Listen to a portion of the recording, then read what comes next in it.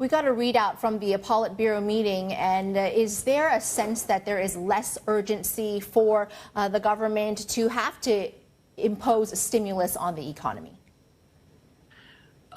Yes, I mean, if we are simply judging from the first half year's GDP growth rate, 5.3% GDP growth is definitely higher than the annual GDP target. But which is exactly the problem.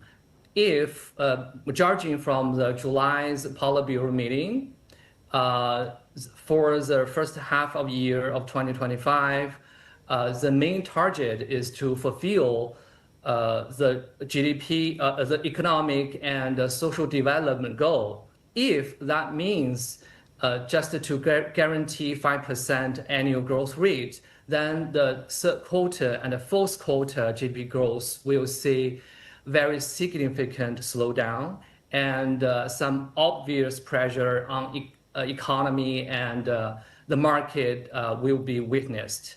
If we compare this situation with the second quarter and third quarter of 2025, we might see that the market will cry for more fiscal support later sometime in the third quarter of 2025. We're getting a lot of headlines today from the Trump administration regarding his tariff war. We're still waiting on the latest to come through from China, whether or not he will agree to an extension of the trade truce with China. What is your expectations there?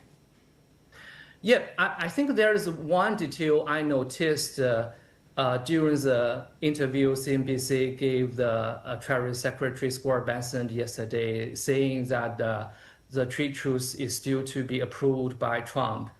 And also in the brief afterwards, Greer responded to the reporter asking about the export control, saying that the only export control is discussed in the talk is China's rare earths, but they haven't touched on the US side's export control, which gives me an impression that in a way, China is pretty much comfortable with the situation right now.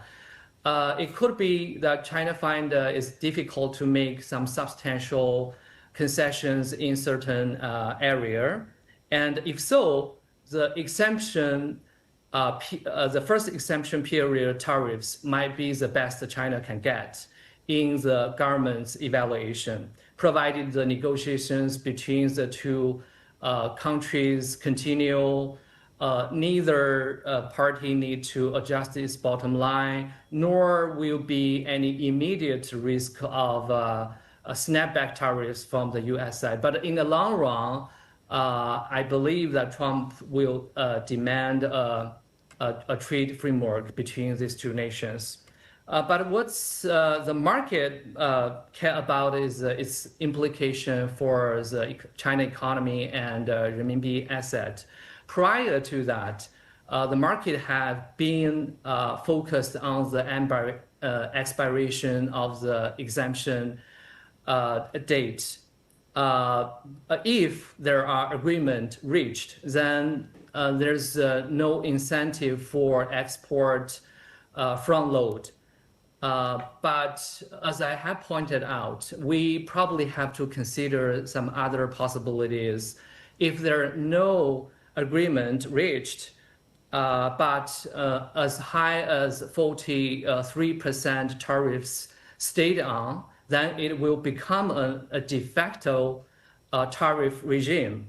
But either way, the export front loading is not necessary. So then the tariffs impact on China economy will become very apparent from August and onwards. That is why I'm even considering the PMI for July.